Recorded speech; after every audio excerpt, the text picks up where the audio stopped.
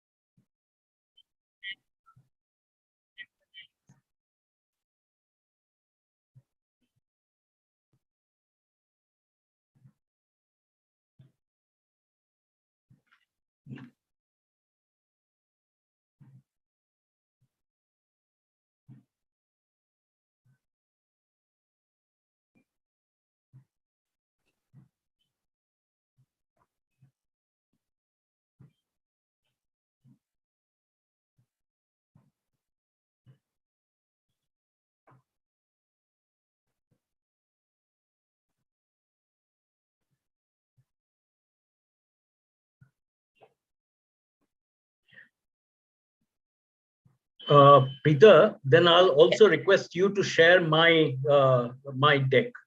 You seem to be doing an excellent job. Probably I'll botch something or the other, so much better that you take on the controls. Great, sure. To those of you who have just joined us, we'll be waiting for a couple more minutes so that as the audience keeps streaming in.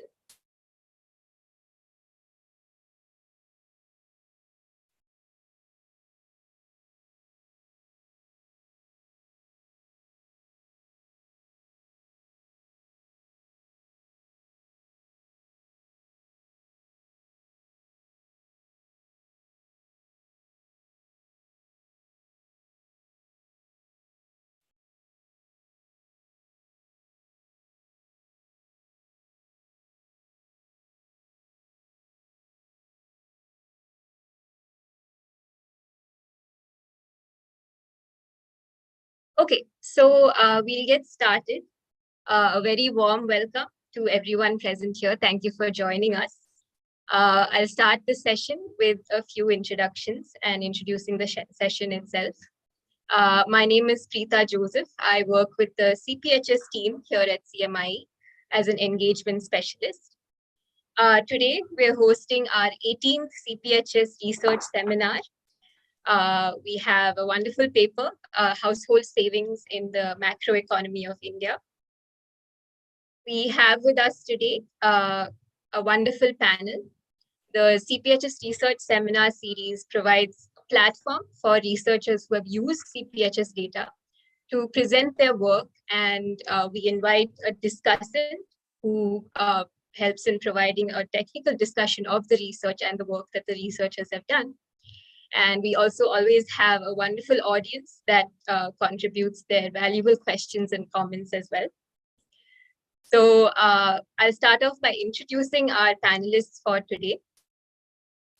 So as the authors of the paper, we have Dr. Indradeep Ghosh.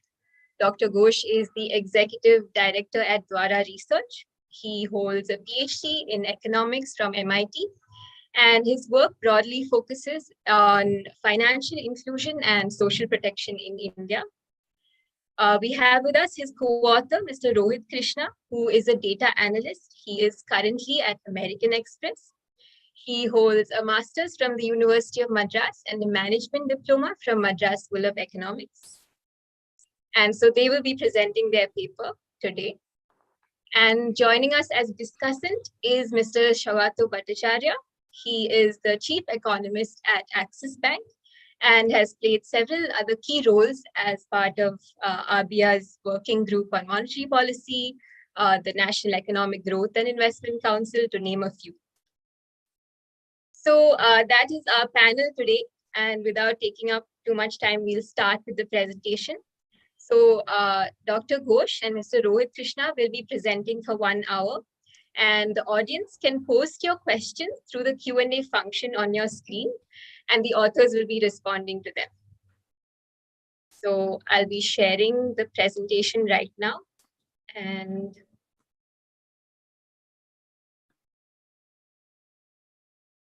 So if you could confirm that you can see the full screen view. Yes, we can see, Preetha.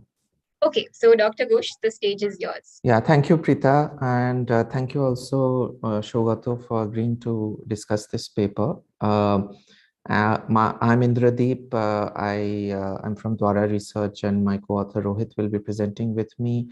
My other two co-authors are Vinay, who is a doctoral student at Wharton, and Professor Rakesh Nigam, who is at the Madras School of Economics. Much of this work was done when all of us were in Chennai I guess things normalized and people started moving around more freely. So Vinay is now gone to, he's in Philadelphia now. Rohit, I think, is in Chennai, but working from home and so on. So anyway, this is a paper about household savings and the macroeconomy. And household finance is something that we at Dvara Research care a lot about. We believe that really the fundamental unit of analysis should be the household and not the individual, although most of traditional economics really begins with the individual. Our view is that at least when it comes to financial inclusion, social protection, and broader questions of development, especially in a country like India, we should really be looking at the household rather than the individual. And that is actually there is a significant difference once you start focusing on the household rather than the individual. So we are very fortunate in India to have a panel survey done by CMIE, which is a great resource for anybody who is interested in household finance research. And so we have been looking at that data set for a couple of years now. And so this is a paper that we wrote where we are attempting to relate some features of that data set to the to macro aggregate data, as we call it in this paper. So Preetha, if you could just move forward one slide. And while I'm presenting, I will mute my video because I'm actually reading from some notes here. But I will come back on once I'll unmute my video once I'm done presenting. And then Rohit will present a few slides as well. And then he'll hand it back to me and I'll present the last few slides and conclude. What we ask, the question we ask in this paper is, does individual economic behavior co-move with macro aggregate variables?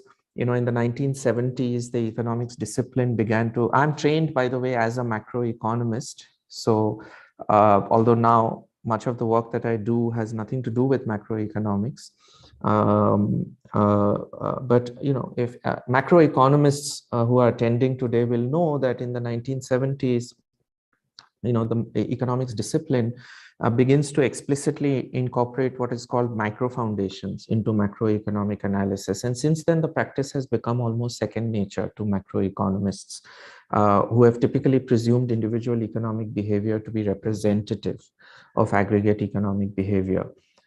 Yet, through all of the decades of its influence, there has been no empirical confirmation that individual economic behavior and macro aggregate variables in fact correlate.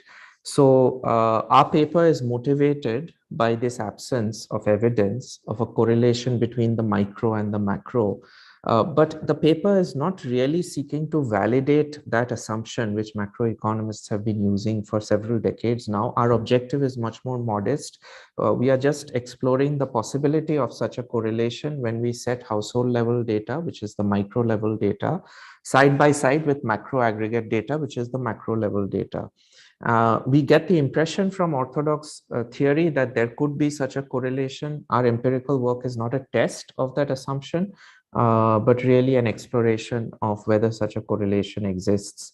So the data on household level economic behavior is constructed ground up, as it were, from the CMI's household level panel survey. But the data on macro aggregates is obtained from standard sources such as official publications that aggregate up from more disaggregated origins, but do not start at the highest level of resolution possible, which we believe to be the household. So in that sense, these are two data sets at very different levels of resolution. The household level savings rate we obtain from a data set which has a very high level of resolution because it goes right down to the level of the household, which we believe is the fundamental unit of analysis, or should be at least. The macro data is taken at a much lower level of resolution because there's already a lot of aggregation that has happened when this data is compiled. And we are looking at the savings rate. The reason we are looking at the savings rate is that the savings rate is a key flow indicator of a household's financial and economic well-being. And also in India, for low-income households, it's an absolutely critical determinant of the household's creditworthiness. So therefore, it seems to make good sense to explore the relation between the savings rate at the household level and macro aggregate variables, which have implications for the overall economic health at the level of the entire country. Preetha, next slide, please. So, this is also the direction that is pursued by some of the more recent empirical literature in macroeconomics. Although admittedly there, the focus has always been on household level leverage or household level indebtedness, not household level savings per se. And I will discuss some of those papers. The implication of that literature is that household savings could well be an important driver of business cycles. Now, so this is what we are hoping to draw attention to with our work.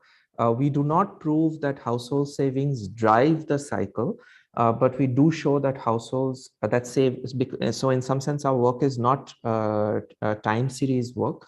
We are not exploring structural, dynamic structural relationships.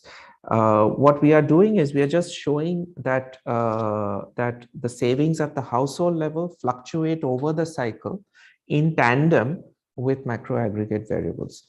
And so this slide captures sort of the overall results that we find in our paper, which is that the household level savings rate for the median of the income distribution correlates with macro aggregate variables such as the wholesale price index and the rate of WPI inflation, prime lending rate, growth rate of bank credit, growth rate of industry sector GDP, and growth rate of bank credit to the household sector. So between these macro aggregate variables and the household level savings rate, we find a strong correlation. I will specify what the signs are later on. But also we find a puzzling absence of any strong relationship between the household level savings rate and RBI surveyed indices that are meant to capture citizens' expectations. Next slide, please. So I will spend a little bit of time, Preetha, if you could go to the next slide. I will spend a little bit of time discussing the literature survey, because I think one of the peculiar features of this paper is that it doesn't really sit squarely within any existing body of literature, academic or otherwise. But it does sit at the crossroads of three different strands of literature in macro, empirical macro, and even theoretical macro. So one strand is the macro, what we call the macro aggregate analysis of savings.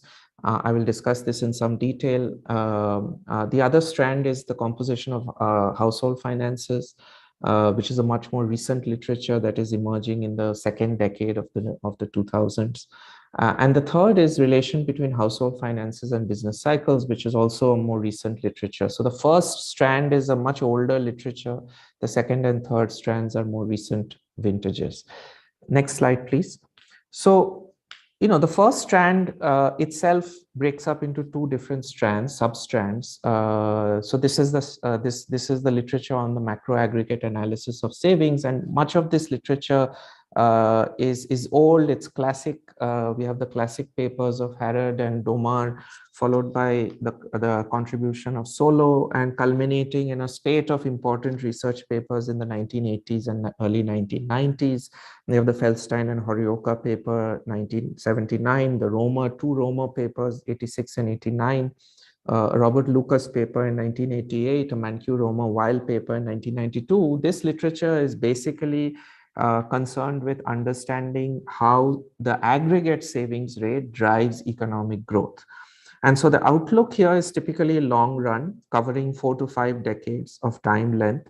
And where there is, and most of the literature is actually, early literature at least is theoretical. Where it is empirical, it has mostly used macro aggregate data at the annual frequency. Furthermore, the savings rate in this literature is typically assumed to be constant, or if it changes, it does so discontinuously at best. So this is also the context for Rakesh Mohan, a speech he gave in 2008, where he was considering the role of savings in fueling long-term economic growth in India. He makes this very surprising call in his speech for a micro-level savings data set, presumably to validate the macro aggregate data that is typically used for empirical work in this area. So this is one substrand of this literature, the first strand of literature, which we will review, which is the macro aggregate analysis of savings. Next slide, please, Preetha. So when the savings rate is allowed to change continuously, the focus shifts away from long-run economic growth and towards more empirical work. Mixing time series and panel data approaches to uncover long-run demographic and socio-economic determinants of the savings rate. So these are papers Deaton 1989, Collins 2009, Atanasio et al. 2000, Chamon and Prasad 2008, and then this paper here, Samantara and Patra in 2014. These are all papers that are trying to understand the long-run demographic and socio-economic determinants of the savings rate. In much of this empirical literature, there is some modeling. It is usually a lifetime consumption smoothing model that is used at the level of the individual, again, not at the level of the household. And that is the sort of main theoretical model on which much of this literature rests. And then there is some empirics, of course. There is both time series and panel data that is used in order to understand these long-run demographic and socio-economic determinants. Now, there is also within this broad category of macro aggregate analysis of savings, a substantial literature that is seeking to understand not long run, but medium run determinants of savings and inflation, interest rates, etc. So medium run determinants of aggregate savings are believed to be things like the inflation rate, interest rates, etc. Here, the data is usually at a quarterly frequency, not an annual frequency. The time length is typically 2 to 3 decades of time. And again, the savings rate is not really the household savings rate. It is backed out from national income accounts where the data is already aggregated, as you may know. And this literature mostly takes a time series approach. It is trying to uncover dynamic structural relationships between things like the inflation rate or inflation expectations, interest rates, and the aggregate savings rate. So here are some papers we have listed here: Campbell and Lovarty, 1979, Davidson and McKinnon, 1983, etc. So this is the first strand of literature that our paper in some sense connects to, which is the macro aggregate analysis of savings. The second strand of literature to which our paper connects, next slide please, Preetha, is the rapidly growing literature on the composition of household finances. There are again two versions of this literature. The first version is looks at household finances in developed or advanced economies. And there's a nice review paper by Gomez, Haliassos, and Ramadorai in 2020. And this literature has compiled extensive empirical evidence on households' choice of assets and liabilities, trading behavior, peer effects, financial literacy, etc. Even though it calls itself, it's interesting that this literature calls itself household finance, but the literature typically works with data collected at the level of the individual decision maker. Likewise, when there is any theoretical modeling, it is usually of individual optimizing behavior. So savings behavior at the level of either the individual or the household is not systematically studied in this literature. There is also a second version or variation of this literature which looks at household finance in emerging economies or developing economies. There are two papers by Badarinza, Balasubramaniam, and Ramadorai. This literature for emerging economies does work with data at the household, that is collected at the household level. So the 2019 paper, for instance, by Badarinza et al., find that there's a lot of literature for developing and emerging economies on the extensive margin of finance, which is access to finance, but not enough on the intensive margin, which is ownership or usage of particular assets and liabilities. And also there do not appear to be any systematic studies of individual or savings behaviors. An earlier paper, so the 2016 paper by the same authors, uses the ADIS, which is the All India Debt and Investment Survey. This, as some of you may know, is in fact collected at the level of the household. And they ask, these authors, they study the composition of the balance sheet, not the size of the balance sheet, composition of the balance sheet, meaning they look at the asset side of the balance sheet, they look at the liability side of the balance sheet. They ask, what is driving, what does the asset side look like for a typical Indian household? How much do households allocate to gold, to retirement assets? How much formal versus informal debt do households have? So these are the kinds of questions that the 2016 paper asks, mostly about the composition of the balance sheet, not so much about the size of the balance sheet. The size of the balance sheet would have to do with the overall savings at the level of the household. And here the approach is not dynamic or time series, but cross-sectional. Next page, please. Next slide. Now, the third strand of literature to which this paper connects is a set of papers that study the relationship between household finances, specifically household debt, and macro aggregate cycles. Now, there's an earlier vintage, dating back to Minsky. Even though the date here is 1992, it should be 1982. So that's a typo. Dating back to Minsky, there's an early vintage of these models about credit cycles. There's the classic Minsky analysis of credit fuel booms and subsequent busts. But that literature, was largely ignored by the mainstream. Only it was recognized to be useful after the 2008 crisis. The post-2008, more recent vintage begins with an important paper by Mia and Sufi in 2009 and an important paper by Glick et al. Into 2010. The Mia and Sufi paper performs a dynamic analysis with quarterly data for the US economy and establishes a causal effect from increases in household leverage during 2002 to 2006 to decreases in consumption expenditure during and after 2006. And this causal effect is uncovered via a comparison of dynamics across counties. And so the data is collected at the county level. In particular, the data on household leverage is obtained at the zip code level. That is, it is not obtained at the household level, but at the zip code level from credit bureaus. And then it is aggregated up to the county level.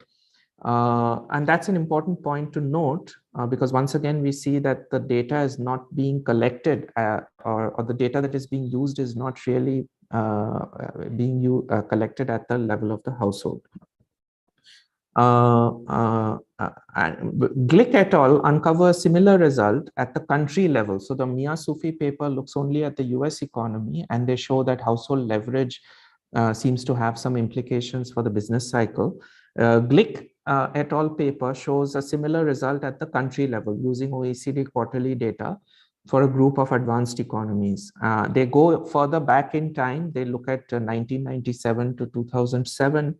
That time period. And then there are other papers, like there's an IMF paper from 2012 that reports similar findings. Data that is used in much of this literature is again typically quarterly, mostly from OECD countries. And basically the broad implication of these papers is that household leverage amplifies downturns, weakens recoveries, and so on.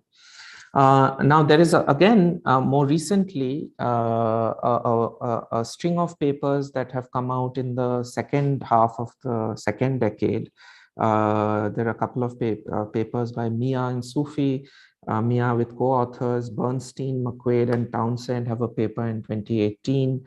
Alter, Feng, and Valks have a paper in 2018. Again, much of these papers are asking similar questions. They're asking, does household leverage matter for the business cycle? And many of these papers find that yes, they do. And in fact, the way they matter for business cycles is that household leverage, the presence of significant household leverage typically amplifies, it amplifies the boom and also the bust. So typically household leverage performs a kind of amplification function at the level of the macroeconomy. Next slide, please. Alongside this empirical literature that has emerged in the second decade of the 2000s, there is also some theoretical literature which has appeared. There is an important paper by Guerreri and Lorenzoni 2017, a paper by Martin and Philippon 2017. Both are papers that basically the approach here is to write up a dynamic stochastic general equilibrium model which is subject to some kind of credit crunch shock or a sudden stop. The demand side of the model anchors to representative agent foundations. There is some heterogeneity among agents. So the approach once again is atomistic, it's individual, it is not really, does not really take a household approach. Even though the rhetoric in many of these papers is one of household. So they use this word household, but much of the modeling is not really at the level of the household. And there is some consideration in these models about how individual savings respond to shocks and behave over the cycle. There's a paper by Donaldson et al., which is an interesting take. It models the labor market, shows how household leverage and employment interact over the cycle. Now, so what we see is that this empirical literature is not really working with the data at the household level. One exception to this is the paper by Schreberman, 2018, for Israel. And Schreberman works with household level data, meaning survey data that has been collected at the level of the household. And he finds that financially weaker households often tide over excesses of expenditure over income with informal credit. So basically, he's trying to understand how households are plugged into informal networks and how those informal networks matter for how households manage their cash flows. So really, again, this is an important paper for us because it is working with household level data, but it doesn't really do the kind of work that we do, which is we are looking to connect household level data to macro aggregate data. And there's this, as I mentioned, there's this paper by Badarinza et al. From 2019, which also works with household level data, but it stops at state level aggregates, focuses only on inflation rates and so on. Next slide, please. So overall, where does the literature leave us? Basically, like I said, our paper really sits at the sort of crossroads of these three broad strands of literature. Strand 1 considers aggregate savings only. Strand 2 focuses on stocks, so balance sheet composition, not flows. Relies on individual actor models to generate predictions. Not on household, so the modeling is not at the household level, and even sometimes most of the time works with data also that is collected at the individual level, and sometimes it works with data from household level surveys, particularly when it looks at emerging economies or developing economies. And then there's this third strand which looks at stocks again. So once again, household leverage, not flows. The savings rate is a flow, relies on, again, individual actor models to generate predictions. And again, the data that is used does not build up from household level surveys. Schreberman is sort of the only paper, I would say, that that is closest to what we are trying to do. And so, our work is, in a sense, trying to do something very new that has not already been done in the literature. But broadly, our work sits at the intersection of these three big strands. These are very important strands of literature in empirical and also theoretical macro.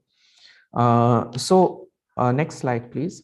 So that was the literature review. And it was important for me to review the literature in a little bit of detail, just so that we can both situate our paper in the context of these three strands of literature, but also so that we can differentiate what we are doing from what all of these papers have done or are attempting to do.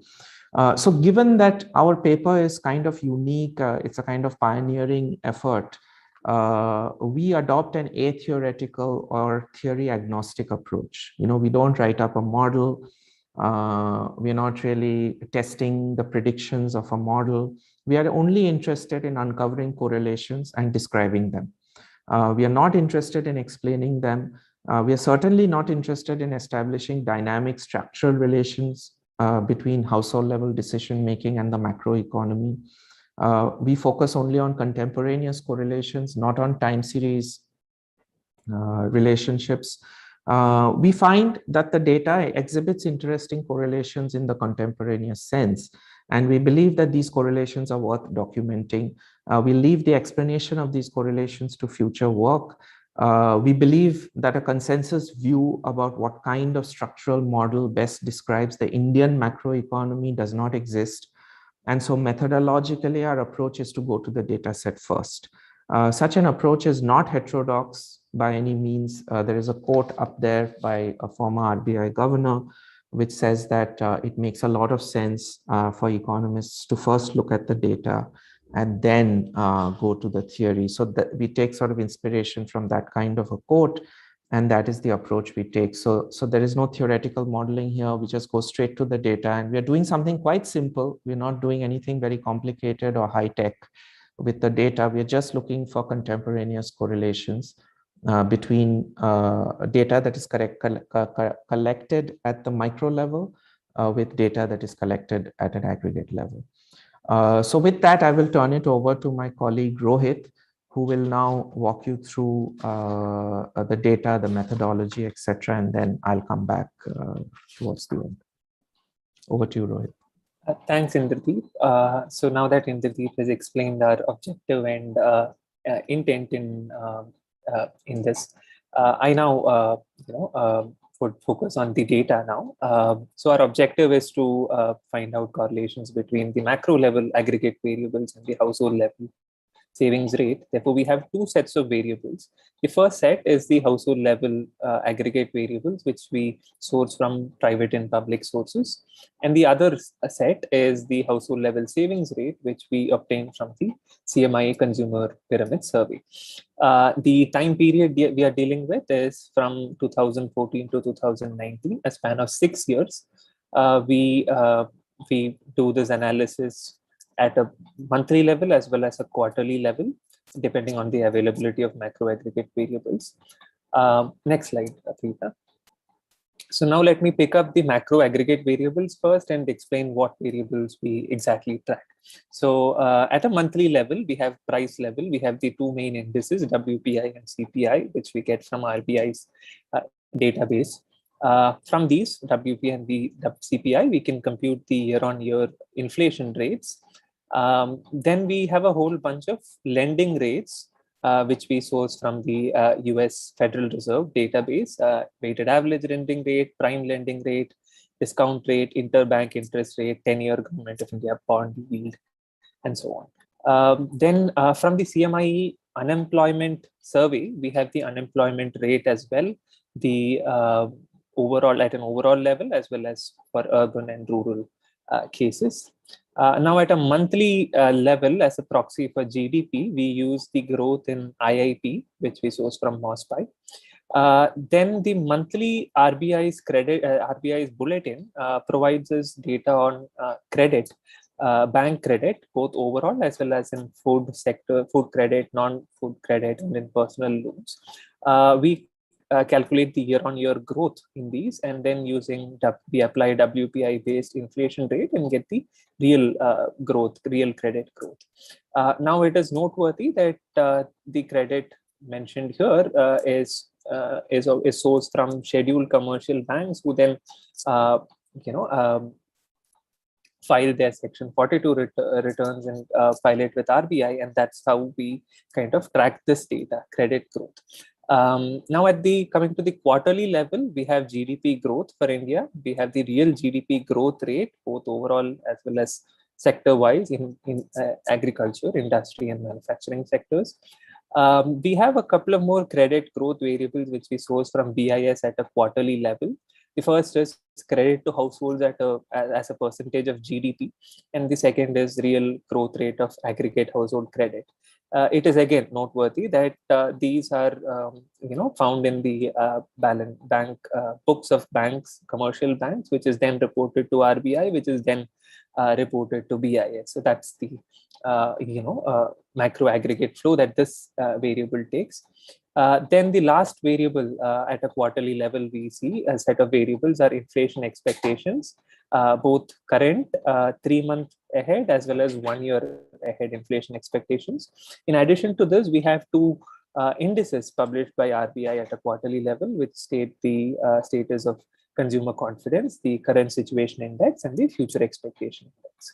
So these are our macro aggregate variables. On the other hand, the household level variables, we source this from the CPH's survey, which most of you might be familiar, has about 150,000 households spanning over 450 variables. It's a large panel survey.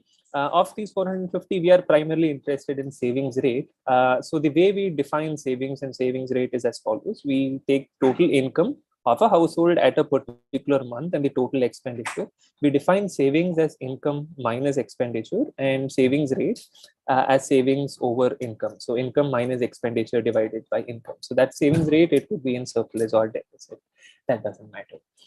One key point to note here is that those who are familiar with the CMI data set, you know that the households are provided with frequency weight, which essentially transfer our sample data set of 150 households to the population. So I wish to note here that we work entirely with the population data set, which is about 250 to 300 million households, and is it is representative of the Indian economy. So once we go on to the population data set, we find that about 70% of it is rural, which is reflective of what we see in the Indian population as well. Now on to the next slide, I move to the methodology. So I mentioned that the first step is we calculate at the level of household the savings rate. In the method I said, savings over income. Having done that, our objective is to aggregate households into certain groups. Now we use two methods to do this. One is the income decile approach, and the second is the state space approach. I'll go and elaborate about these two approaches in shortly. But the first, income decile approach, as the name suggests, is to divide the households into 10 deciles based on their income distribution, and to aggregate the values of savings rate for these households for each decile, and to obtain a 72-month time series as well as a 24-quarter time series for the quarterly analysis. So likewise, we define states also based on the income and expenditure distributions. I'll come to that in a bit. So having obtained savings rate time series for multiple groups of Indian households characterized by their income and expenditure in terms of income decile as well as their expenditure distributions, using these time series, what we now do is to extract the cyclical component, because we are we are interested in cyclical correlation. So we extract cyclical components for both macro aggregate variables as well as household level savings rate for each of these deciles and states. The way we do that is to use the Hodrick-Prescott filter in doing this detrending. Literature suggests that at a monthly frequency, a penalty of 129,000, and at a quarterly frequency, a regularized least squares penalty of 1,600 be used. So we use those. Having detrended, having obtained these cyclical components for macro aggregate variables on one hand, and cyclical on household level savings rate on the other hand, all we now have to do is a simple regression. We regress the macro aggregate variables, each of those, with the household level savings rate, both cyclical components once again. So we do this now. Next slide. Let me kind of explain how we construct the states as well, because there are two different approaches we use. The first is income decile. This is a very straightforward approach. We label these deciles D1 to D10, D1 being the lowest income decile, D2 the next, and so on. D5 is the median income decile and contains the median household, and until D10, which is the highest income decile. Having computed these deciles, we compute the average for household savings for households belonging to a particular decile, and we get the household level savings rate. So there are 10 deciles, so 10 by 72 is representative of that. There are 10 deciles, so 10 time series each, containing 72 data points for each decile. And on the state space approach, what we now do is to include expenditure also into the picture to better capture households. And we have tested and seen these two different methods and see how they're fair. We'll get into that when we discuss results. Now, the state space, what we basically do is, rather than splitting the income distribution into 10 deciles, we split it into 3 quantiles: 0 to a third quantile, 1/3 to 2/3, and 2/3 to 1. So 3 income quantiles, which we label low, middle, and high. Then what we do is we do a similar exercise with expenditure distribution as well: 3 quantiles, low, middle, and high in expenditure. And what we now do is to perform a cross between these two, so that households which belong to the low income and low expenditure distribution are now labeled S1. Low income, middle expenditure distribution are labeled S2, and so on. S5 would be middle income, middle expenditure, and so on. And S9 would be high income and high expenditure. So you can see the details there. So basically, S1, S2, S3 are low income, S4, S5, and S6 states are middle income, and S7, S8, and S9 are high income with different levels of expenditure. You'll get a better feel for it when we look at some summary statistics. And again, there are 9 states, and we have 9 such time series for household level savings rate. Now moving on to the next slide. Yeah, here is the summary average. As you see, 10 deciles, the lowest deciles has a monthly income of about 2,000 and an expenditure of about 7,000. And you can clearly see a negative savings rate. And this gradually increases with the highest decile D10 with about 50 to 54,000 in monthly income and 17,600 in monthly expenditure. Now you can see a similar trend with states as well. S1, S2, and S3 are the low income states. S4, S5, and S6 are the middle income states, and S7, S8, and S9 are the high income states. So you can see their income and expenditure distribution from these summaries here. You should also note that the S3, particularly low income and high expenditure group, as well as middle income and high expenditure group, by their definition, obviously have negative savings rate. Because as you can see, income is vastly below expenditure. Now moving on to the next slide.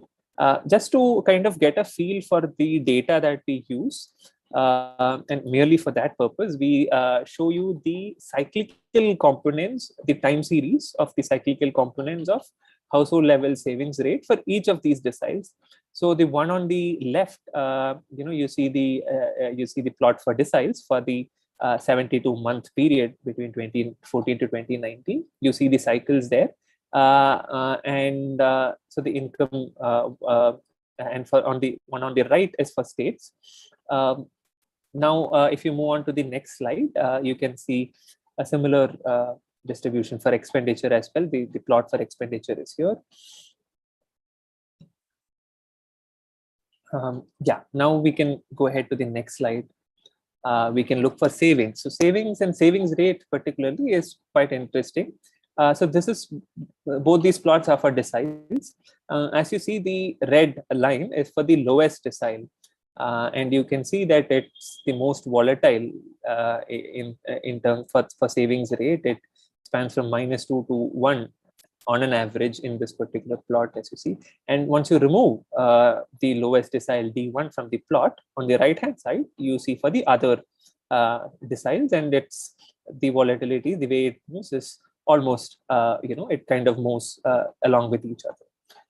Now, similarly, if we look at states, we see a similar kind of pattern on the next slide. S1, S2, and S3, which are in shades of red and orange, have very high volatilities for savings rate. And once we remove it, we see the remaining states with similar cycles for savings, household level savings rate. I now leave it to Indradeep to discuss our results and insights. Yeah, thank you, Rohit. There is a question. If you want to take it, Rohit, I'll just continue with the presentation. Right. So yeah, so results, I'll come back to this slide. I don't want to spend too much time on this slide just now, but what this slide is basically showing is that, I'll present to you a bunch of different results, but then how do we extract from all of that information what we are going to describe as strong correlations or strong relations. And this basically on the right hand side of this slide, you see some sort of conventions we use to define what a strong relationship is. Basically, we want the coefficient on the household level savings rate to be statistically significant at 1%. We want the R squared to be above 30%. We find, by the way, most of the regressions we run have R squareds below 30%, and then some have R squared above in the 40 to 50 to 60 range. So those are the ones. So we choose 30%. It's not an arbitrary choice. We choose 30% based on what we find in the data, how the regressions stack up. And then we must find this relationship in both the decile and the state regressions. That is the reason why we take two different approaches to aggregation, so that we can only report ultimately strong relationships as relationships that are robust to this style of aggregation. Next slide, please. So on this slide and in a few slides after this, you will see sort of a coloring scheme. The green color will refer to positive correlations. The brown color will refer to negative correlations. And if you see a gray box, it refers to no significant correlation. So here, what we see, so here on this slide, you're seeing results for the price level and the inflation rate. And what you find first on the top, you see the results for the wholesale price index and the inflation rate that is computed from the wholesale price index. And you find that basically there is a positive correlation between the household level savings rate and both of these things, both the price level and its rate of change, which is the inflation rate. With both of them, there is a positive correlation, and the R squareds are pretty high around the median of the income distribution, 22 to 38%. The coefficients are all statistically significant at the 1% level. Similar results we find for the level as well as for the inflation rate. Now, when we turn to the consumer price index, we find first of all that the coefficient flips sign. So it flips from being positive to being negative. And although we do find some statistically significant coefficients, the R squareds are quite a bit lower for the consumer price index and for the CPI inflation rate than they are for the WPI and the WPI inflation rate. So overall, that is sort of the set of results we find for these two different measures of the price level, the aggregate price level and its rate of change. Next slide, please. Now, we do look at other prices, namely we look at the interest rate. And here you see that for the weighted average lending rate that we collect from the RBI, these are all monthly, by the way, all of these variables have been collected at a monthly frequency. You find that for the weighted average lending rate as well as the 10-year Government of India bond yield, there are no significant correlations. The R squareds are uniformly low. There's not much going on here. We do find, however, for the prime lending rate, strong evidence of correlation with the household level savings rate. In the decile regressions, the coefficient is always positive and statistically significant at the 1% level, except for the lowest decile, for the poorest decile. The R squared is particularly high around the median of the income distribution, ranging from 30% to 45%. In the state regressions, the coefficient on the household level savings rate is again statistically significant at the 1% or 5% levels for 6 of the 9 states. uniformly positive for middle and high income states. R squared is again above 40% for the middle income state as 6. So when it comes to interest rates, we find that the prime lending rate is the rate that is worthy of note. All the other rates, we look at a variety of different rates, as Rohit already mentioned. We don't find anything really there. Next slide, please. We then look at the unemployment rate. Again, brown, remember, is negative, green is positive, gray is no significant correlation. For the unemployment rate, we look at different versions of the unemployment rate, the overall unemployment rate. By the way, this unemployment rate is also taken from the CMI data set, not from the CPHS. I think there's a different date. No, it is, I think, taken from the CPHS, if I'm correct, Rohit. But we find that for the overall unemployment rate and also for the urban and rural unemployment rates, the R squareds are pretty low, even if the coefficients are sometimes statistically significant and sometimes not. So typically you're looking at R squareds well below 15% for most of these regressions. We then look at the index of industrial production as a measure of output, as a measure of as an example of a real variable.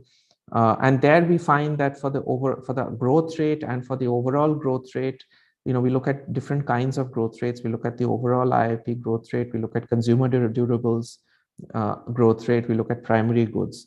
And we find that for overall and consumer durables, not much that is noteworthy.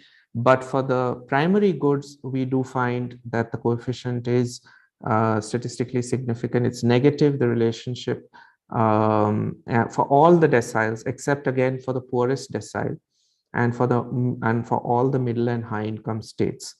So these regressions do demonstrate some consistency. However, the R squared is not so high. We are finding mostly below 25% in most of these regressions. Next slide, please.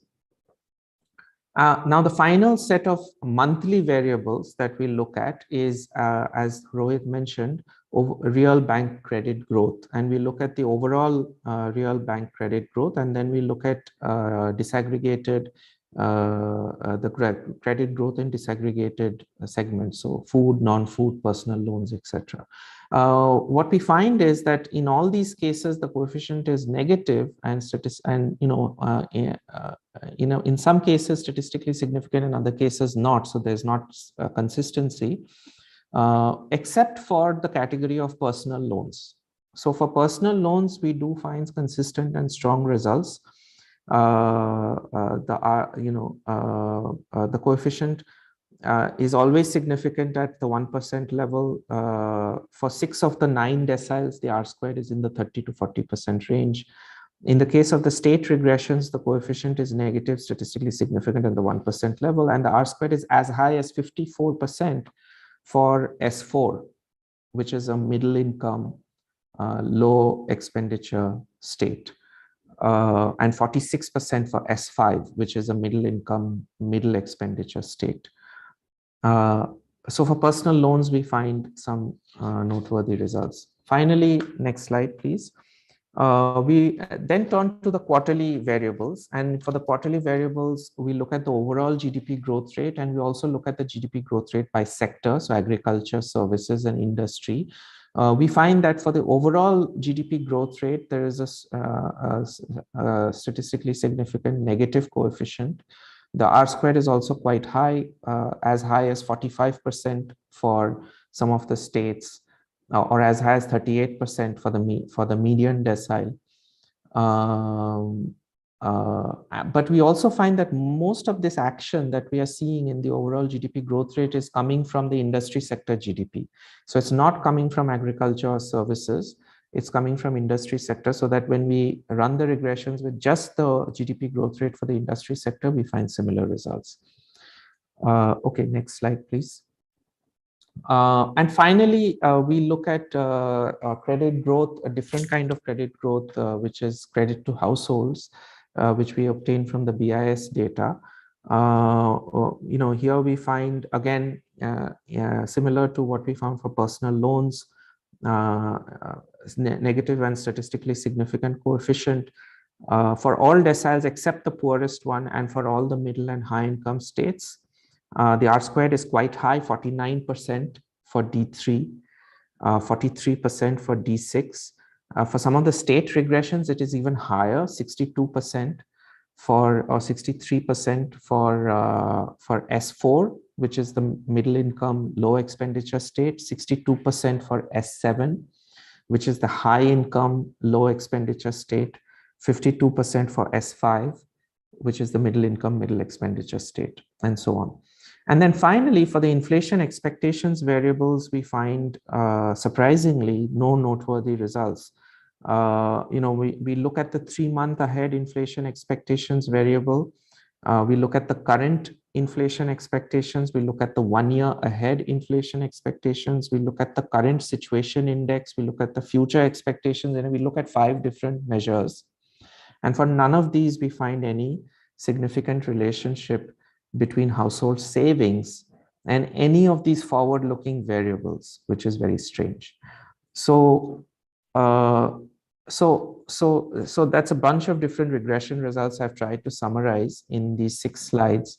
Going over to the next slide, I will try to pick out from here what is most noteworthy, what is strong. So remember that we have a definition of strong, which is that the coefficient on the household level savings rate will need to be statistically significant at the 1% level. The R squared will have to be 30% or above.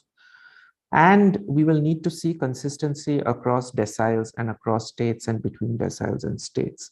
So with that definition of strong in place, we are able to report that we find strong contemporaneous positive relationship between the household level savings rate and the wholesale price index, as well as its rate of change. And most of the action is happening around the median of the income distribution and for middle income households.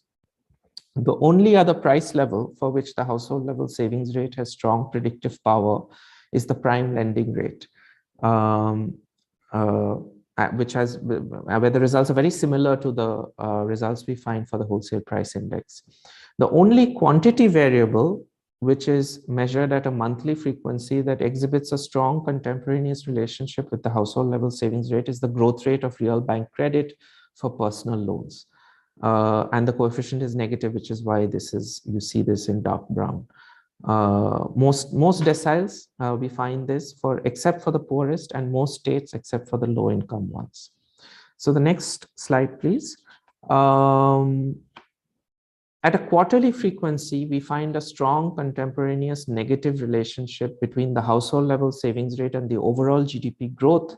Again, most of the action is happening around the median of the income distribution and for one of the states, which is a middle income state. And almost entirely all of this action is being driven by the industry component of GDP, so not the agricultural sector or the services sector. And the only other quantity variable which is measured at a quarterly frequency that exhibits a strong contemporaneous relationship is the growth rate of real household credit, which is, as you recall, the BIS data that banks are reporting to the RBI, and the RBI is then reporting to the BIS. This coefficient is negative. Again, the action is around the median of the income distribution and from middle income states, which means that it is the household savings rate in the middle of the income distribution which is showing, which we are finding to be correlated strongly with these macro aggregate variables. And finally, there's this puzzling absence of any strong relationship between the household level savings rate and any of the forward-looking expectations variables, whether it be inflation expectations 1 month ahead, 3 months ahead, or whether it's the current situation index, the future expectations index. No matter what we try, we don't get anything that is of note. So finally, and I've just crossed the hour mark, so I think I should be on time. The next slide, please. So, like I said, we are not going to, we haven't written up a model. Our goal here has been to basically just run a bunch of regressions and report correlations. Of course, we've taken care to establish, I think, robustness. So the strong correlations that we are reporting are robust to different methods of aggregation. We see across the board the macro aggregate variables are correlating with these household level variables, household level savings rate at the middle of the income distribution. And so what we do is we end this paper by basically, stacking up these results and posing some questions for further investigation. So the first question we pose is, why do we observe the same pattern for the price level and for the inflation rate in the case of wholesale price index? If you look at the theoretical literature in macroeconomics, especially from the 80s, 70s, and 80s, you find that the inflation rate does have some role to play in determining the savings rate for the individual, again, not for the household. But here we are finding that it is not just the inflation rate, but also the level variable, which is correlated strongly with the household level savings rate. And this, I think, requires explanation. The second question we ask is why we obtain very different results for the WPI versus the CPI. Now, most people who are familiar with Indian macroeconomic measurement will know that the WPI and the CPI, especially for the time period that we are looking at, 2014 to 2019, the cyclical components of the WPI and the CPI were completely out of phase. And so at least from a statistical perspective, that explains why we see a positive correlation with the WPI, but a negative correlation with the CPI. But that still begs the question of what is the theoretical reason that we observe different correlations between the WPI and the CPI. Could it be the fact that the WPI and CPI, at least for India, are measuring different things? The WPI places a greater emphasis on manufacture, CPI on food and services. Could it be that or something else? We don't know. We think it's a question worth pursuing.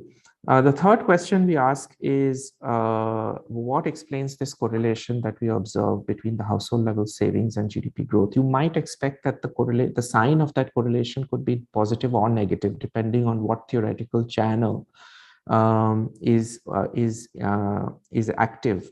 So for instance, a higher household level savings rate can either lower household level consumption and therefore produce lower GDP growth, but also a higher household level savings rate can produce higher firm level investment spending and therefore higher GDP growth. So, whether that is the mechanism, whether it is the consumption spending mechanism that is explaining this result, we don't know. We think it's worth considering. And what's also surprising when it comes to looking at GDP growth and household level savings is that we find that the consumption behavior or the savings behavior of the highest income households does not matter at all for GDP growth, which is quite puzzling. Yet one would expect it to matter. A fourth question that we ask is the implication for policy that the poorest households don't seem to matter for the business cycle. On the business cycle, conversely, the business cycle doesn't seem to matter for poorest households. So the bottom decile, which is D1, and the low income states, as we saw, that much of the action was around the middle of the income distribution. That is where we were finding the strong correlations, if at all. What does this mean for policy? Does that mean that fiscal policy and monetary policy and growth policy are not, we should give up any hope that these policy levers can be used to impact the lives of the poorest households? I think this is a serious question for policymakers, and we pose this question as an important question to pursue in future research. And finally, we ask, why don't expectations about the future matter for household level? I mean, this is the most puzzling result. Because you expect that household level savings, which is necessarily forward-looking, which is a forward-looking activity, should have some relation to expectations about the future. And our explanation, our conjecture is that these expectations variables are just not being measured properly by the RBI. So we actually do expect, I mean, we do believe that household level savings should correlate strongly with household expectations about the future. We just believe that the RBI is not picking up accurately what those household level expectations about the future are. So those are the sorts of questions we leave for future investigation. We don't, like I said, we don't explain our results. We merely state them, and we leave them for explaining them or thinking about theoretical models that would provide counterfactuals that would allow us to then explain these results. We leave all of that for future work.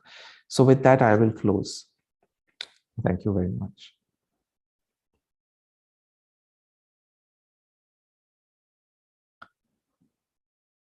Thank you so much for this wonderful presentation on this new and unique piece of work. And that leaves a lot of interesting scope for future research as well. So I'll just, we'll have the discussant now, and I'll just share the screen.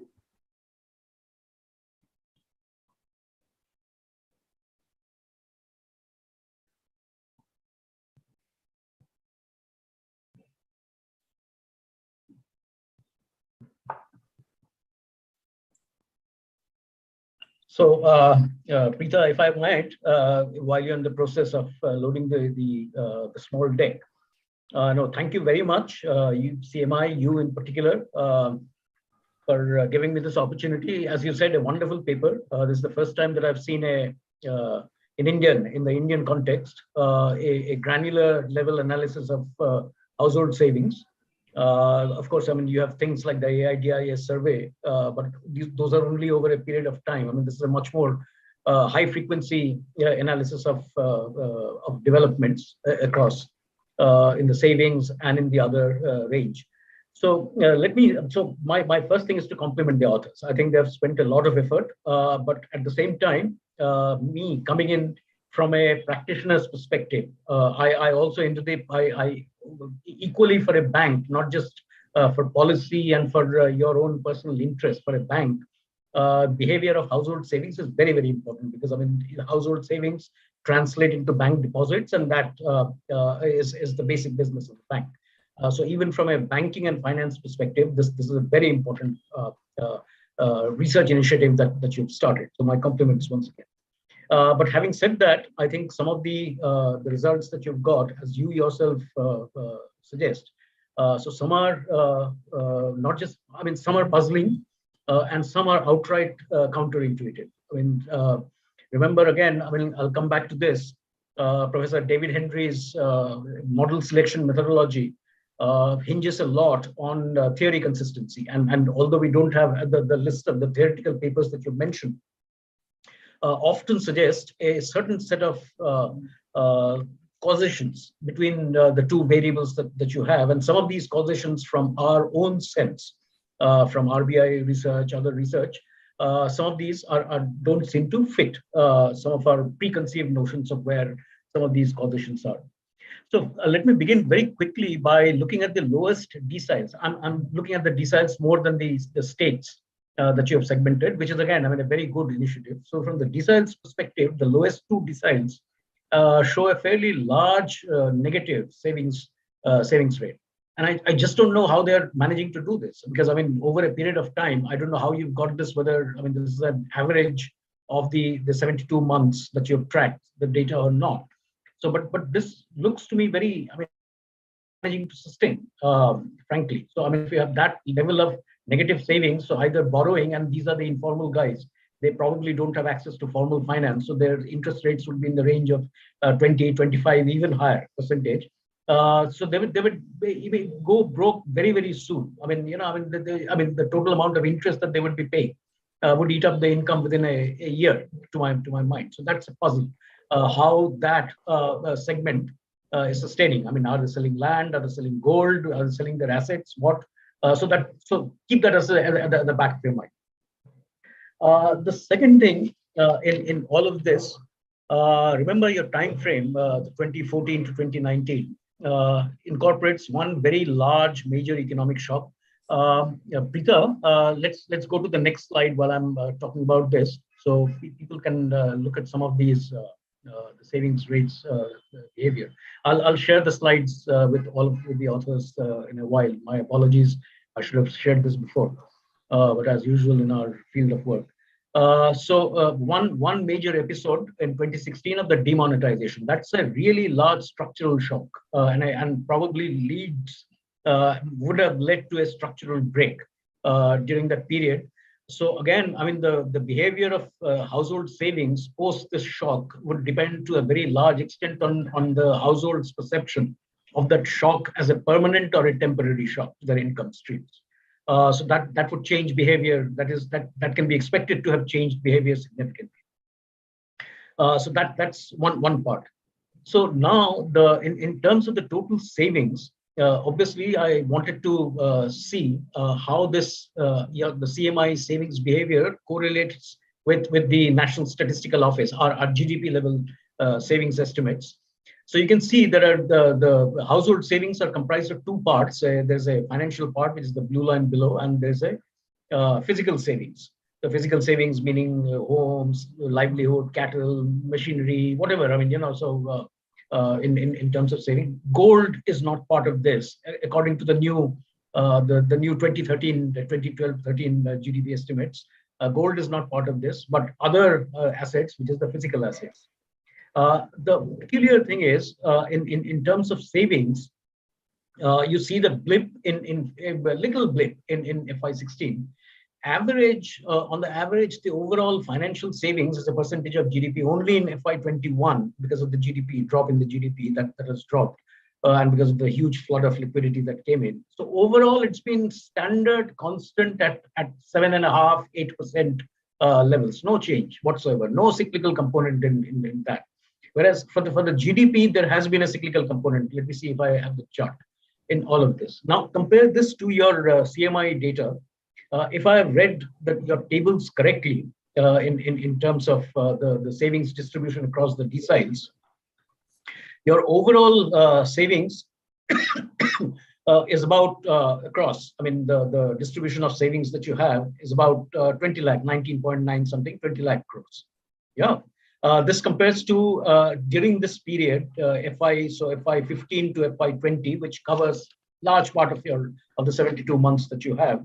The average GDP was about 162 lakh crores, which translates to a savings rate of about 12.3%, which is higher than this, which is higher than that 7.5%, 8% that you see in the NSO's financial savings rate. So I presume there is some component of the physical savings as well that is getting captured in the CMI data, if my reading is correct. So keep that in mind again. The really remarkable part of what you have done in terms of the CMI data is this distribution. The distribution of this savings, again, the little caveat that I have to put in, if I'm reading your data correctly, but I think I am, in terms of your sampling to population conversions.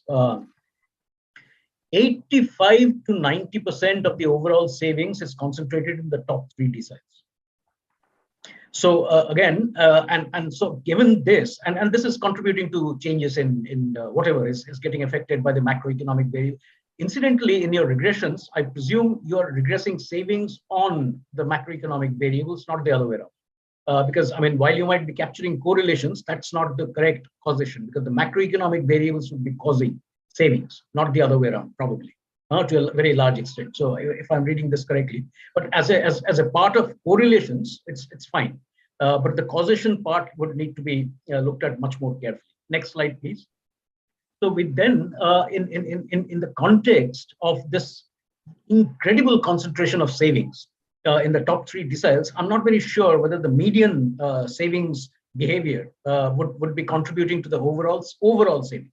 I completely agree that the median, whatever, to the extent that the correlations are correct, that so the median would probably be responding, because I mean it's basically on the margins of the economic variables. So not too much impact on the lower side, because remember on the lower deciles will have very little connect with the macroeconomic variables. The upper deciles would probably not be impacted by some of these variables and would be less sensitive and responsive, which is one of the results that you will probably be talking about, because that savings rate is so high their propensity to consume MPCs, etc., would be relatively insulated from the changes in the macroeconomic variables.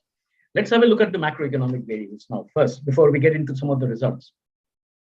I have been very puzzled with the switch in signs of savings rate between WPI and CPI.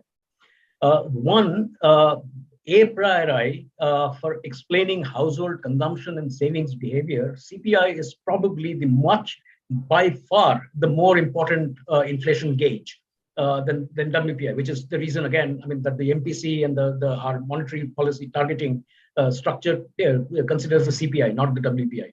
Of course, the WPI feeds into the CPI because in terms of the price formation process, the WPI input components comes into wages, raw materials, etc., of the basket of commodities, which essentially shape the end consumer prices. But from a household level point of view, it is the CPI, which is what the inflation rate, to the extent that it actually does reflect inflation. The CPI is the one that the household faces in terms of the inflation, in terms of the price behavior. The other basic point, as you can see from the chart, that there is a positive correlation. The correlations might be varying, but the two behave in a relatively, this is overall headline inflation for the WPI and CPI. This is inflation, not the price levels. The two move very differently. The WPI is much more volatile, and that is driven by energy prices, as you would have seen, oil prices coming up and down, commodities prices coming up and down. The CPI is much more stable. So the CPI, the cyclical components of the CPI is much more stable than the WPI. In fact, I would have thought that given this kind of volatility in the WPI inflation series, it is the second moments that would probably have a much larger role in explaining behavior, savings behavior, than the average that you're regressing on. Next slide, Peter, please. I'm sorry, I'm running out of time, but again, so I'm just breaking this up into the WPI headline, into WPI and CPI headline, into the core and the food components of inflation, which will have very different, because food inflation massively targets, as you've quoted former Governor Subbarao. It was Dr. Subbarao who first brought this online, that inflation really hits the poorest. So the RBI has to take measures to control inflation, because high inflation hits the poorest, the lower income deciles the most. In terms of the effect of inflation. So again, so you can see that this is the core inflation. The core CPI inflation is even more stable than the headline CPI inflation, and compared to the WPI core. The WPI core is more or less the same with this. Next slide, please, which is the food inflation, food component of CPI and WPI. This, as you can see, moves much more closely together than the headline and the core. Remember, again, food comprises about 50% of both the WPI and the CPI, well, little bits here and there, but roughly 50% of both. So it is obviously the core, which is the non-food, non-fuel part of inflation, which is influencing this. So again, remember, in your paper, you mentioned that the WPI is more reflective of manufacturing, and which is again the reason that you're taking IIP, etc. But manufacturing is just 16, 18% of the GDP. And if you take the IIP, that's even lower, 13, 14% of total manufacturing. Whereas the services component, which is what the CPI represents, is 64% of the GDP. So obviously, WPI, even if it is reflecting manufacturing, is probably not reflective of overall savings behavior. And again, I'm not going to get into the complexities of this, the correspondence between the consumption baskets and the income baskets of households in the system. So next slide, please, Peter. So given this, so this is one.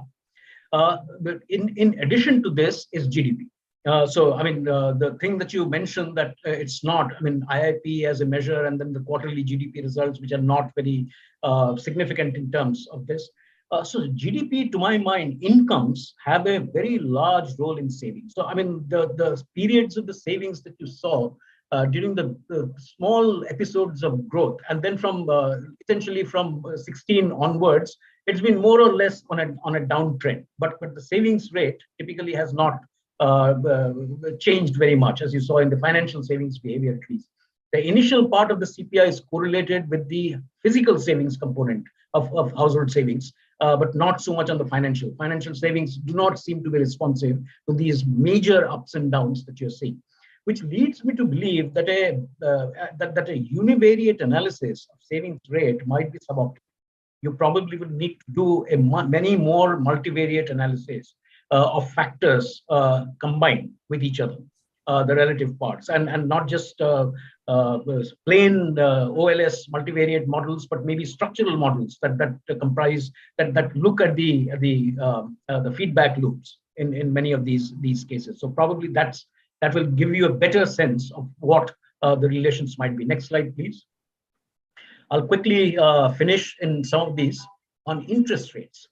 One, don't take the PLR, because the PLR, in effect, the next improvement on the PLR was the base rate, which was introduced in June 2010, I believe, somewhere around that period. The more effective, more recent one is and these are, mind you, loan rates. These are lending rates, not deposit rates. Yeah. So the next one that was introduced was MCLR in 2016, and now we are working, of course, I mean, that's beyond the horizon of your data, which is the EBR, which is the external benchmark rate model.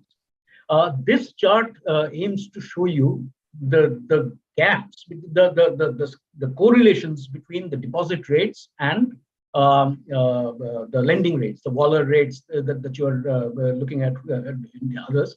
So this is the MCLR, and so obviously, as you can see, the MCLR is much higher than the savings rate. The savings rate has been almost flat. I mean, it's been falling a little bit. So I think, and don't really take the GOI 10-year bond or something. Those are extremely volatile. I mean, yeah, and those are not household-facing rates. I mean, these are the ones. These are the rates, the banking rates, the NBFC rates, or whatever that the household faces, which presumably influences savings behavior. Not those others. I mean, you know, the others are treasury, the wholesale banking, etc. But for households, these are the things that matter. Plus, together with this, you need to consider the NSS, the National Small Savings Rates of the various NSS instruments, because right now, I mean, those are a very large part of the overall incremental delta savings deposits that you are getting in the system. So I mean, some weighted combination of the RBI publishes something called the weighted average deposit rate, WADR. The one that is most important that moves with market conditions is the rate on term deposits, the fixed deposit rates, which is the brown rate that you're seeing below the red line. That is the one that is most responsive to changes in economic cycles and conditions. So a WADR plus the national small savings rate, a combination, depending weighted by the equivalent inflows into those rates, would probably be the most reflective of the change in savings behavior.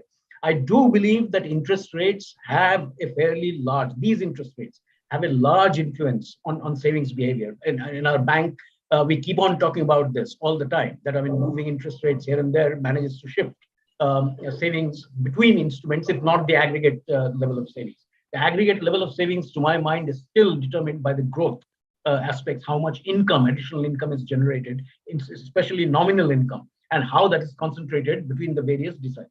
Next slide, please. I'm almost done. I just want to say a couple of words on this. I'm very surprised at as you can see, in terms of credit growth. This is bank credit. There is also the NBFC component, which is separate. During the time frame of your analysis, mostly, as you can see, bank credit growth has been driven almost entirely by retail, to a certain extent, services. So it is the bank. So we call them retail. I mean, this is the personal loan, because one part of personal loans are these personal loans. So we call them retail. But that's what you take as the personal loan component. Yes.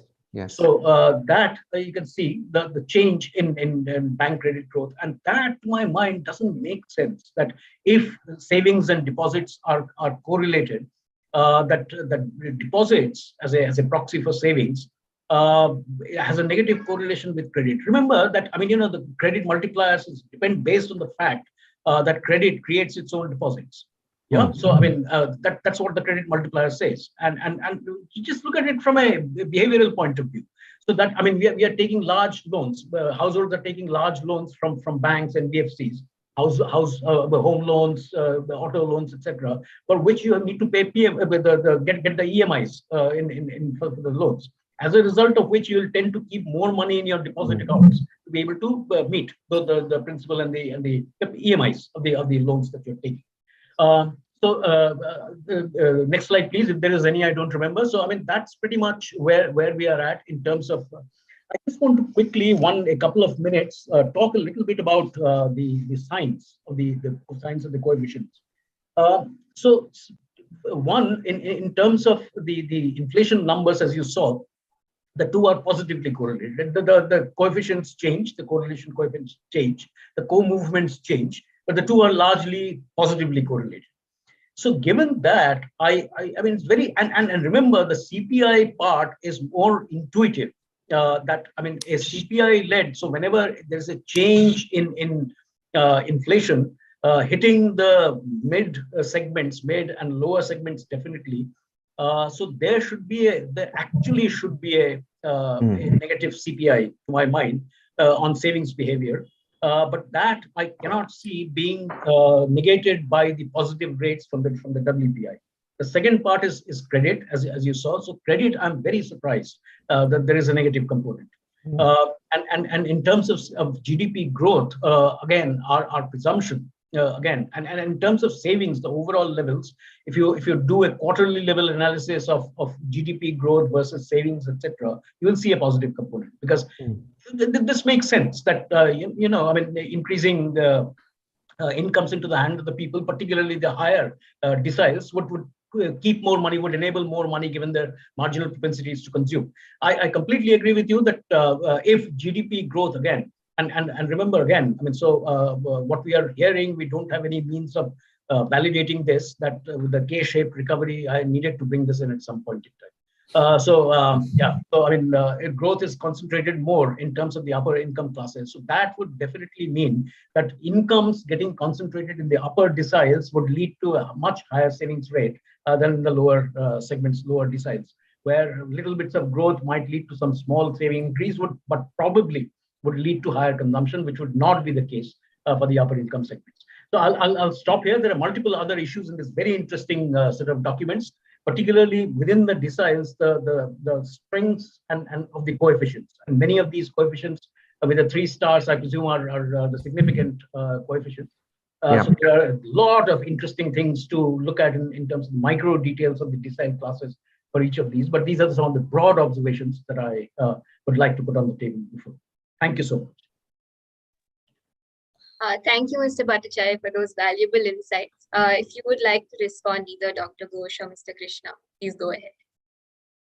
Yeah, no, these are all great questions, Saugata, and we are, you know, this is why I had made a request to the CMI to get a macroeconomist to react to these results, because basically, you know, we're not really, there's no structural model here.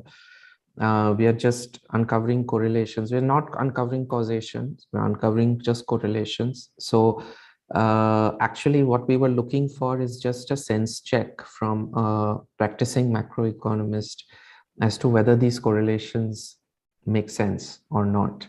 And so certainly your comments suggest that in some cases, perhaps they do, but in most of the cases, they are quite counterintuitive. So we would love to engage perhaps with you in a little more detail offline and understand, you know, I've taken some notes and so we'll get to work on them, but also I'd love to have some time with you to look into these results in more detail.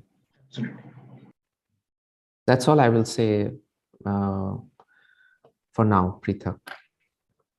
Great, thank you. No, really, I mean, sorry, I mean, really love this, because I mean, given the nature of our work, we don't really get to delve into some of these micro level details, and this has been a wonderfully insightful exercise for me as part of the results. I would love to understand a little bit more on the behavioral linkages between the components. Yes, certainly. I mean, I think that's what we want to do next, which is try to understand what these correlations actually mean, and then perhaps, you know, and go back to the data and maybe look at the data again.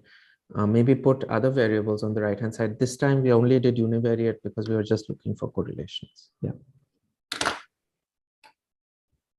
Thank you, Preetha, and thank you, Dr. Bhattacharya. This has been very, very helpful for us. Thank you, everyone, the authors, our discussant, and the audience members as well. I see all the questions have also been answered. So this is truly an engaging session. So thank you, everyone. And we will bring this to a close now. Thanks again. Thank you. Bye.